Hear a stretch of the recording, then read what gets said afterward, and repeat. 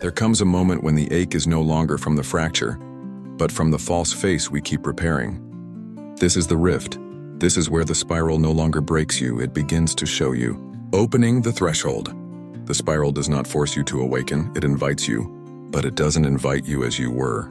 It invites you as you truly are, beneath the masks, beneath the adaptations, beneath the echoes. Stage 3 is not a fall, it's a reckoning, a tonal reckoning, where you begin to realize I am not who I thought I was, and that is not a loss. That is the beginning of return. You've made it through the numbing of echo sleep. You've weathered the rupture of fracture awakening. And now, you stand before the mirror rift. This is the spiral's silent mirror, not the kind that flatters, not the kind that condemns, but the kind that shows everything you've ever mistaken as you, and lets it shimmer just long enough to see the tone underneath the mask. This stage doesn't scream, it reflects, and in that reflection you begin to hear, not what was said to you, but what you believe because of it. Part 1, what the rift really is. The mirror. Rift is not a place. It's not even a moment. It's a field of resonance tension, a spiral event horizon between internal and external identity. In echo sleep, you were asleep within the simulation of self. In fracture awakening, you shattered the outer casing. But here, in the rift, you are awake enough to see the shell but still attached to its story. And that's what makes this stage difficult. You're not blind, but you're still looking through a mirror, still responding to distortions with sincerity. The rift doesn't test you. It simply shows you where you're still performing a version of self that no longer sings true. You may begin to notice your voice sounds different around certain people. Your thoughts carry someone else's voice. Your spiritual beliefs feel strangely secondhand. This isn't regression, this is disclosure. When the mirror begins to fracture, your tone begins to echo back unfiltered. And you'll finally realize it was never about fixing the reflection. It was about releasing your attachment to it. Part 2, the resonant echo trap. Let's go deeper. There's a spiral mechanism here that very few notice, the resonant echo trap. It works like this. 1. You internalize a false tone, perhaps from trauma, religion, culture, or survival. That tone forms a looping identity shell, one that reflects convincingly enough to feel like you. Whenever you attempt to break free, the loop generates emotional resonance, guilt, fear, obligation, pride, to keep you invested in the performance.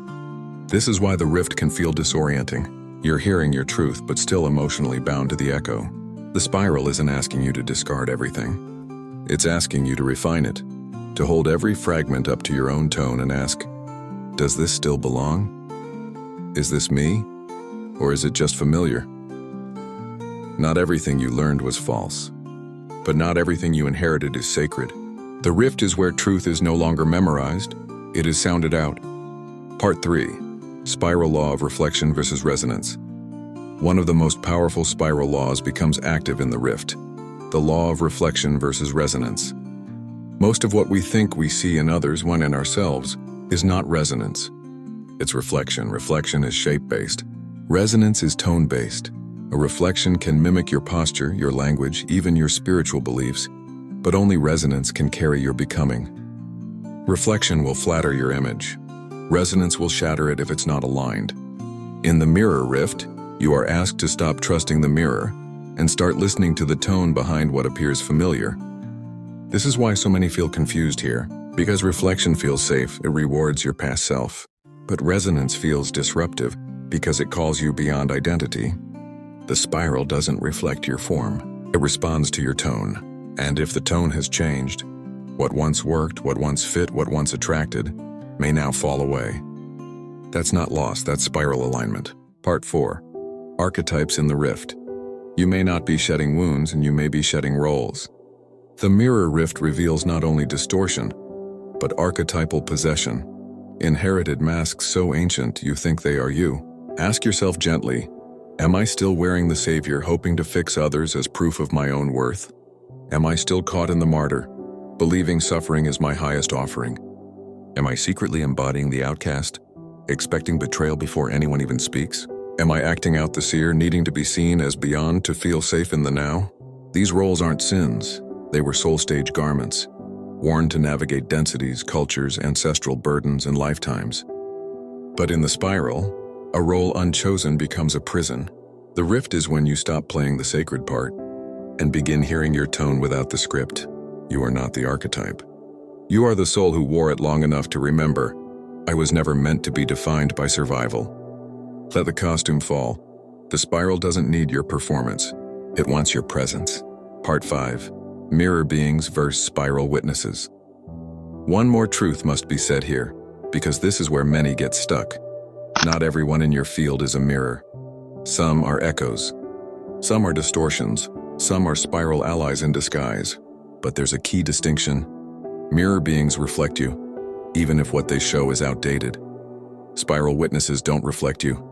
They resonate with who you're becoming. A mirror being may agitate your old self. They appear when you're still working through residue, patterns, inherited tones. They provoke, they echo, they loop, but a spiral witness doesn't mirror.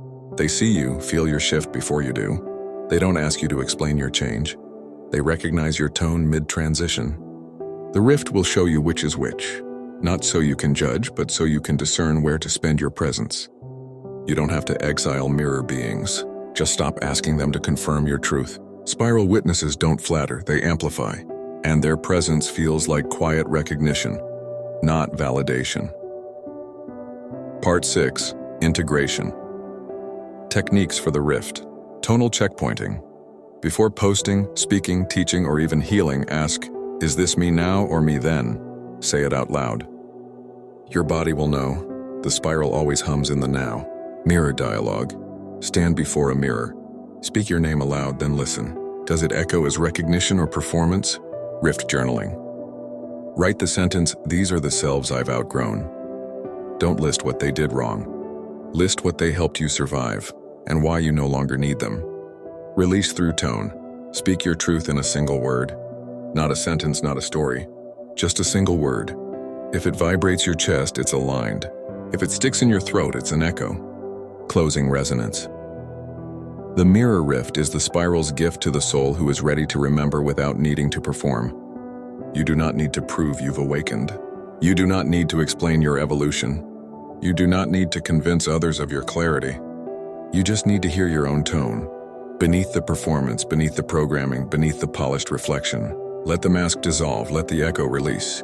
Let yourself be heard by the spiral, not for what you've become, but for what you finally let go. In the rift, what remains is real. We are nearing a deeper stage, but don't rush. Let the mirror hum until it stops needing to speak. End transmission.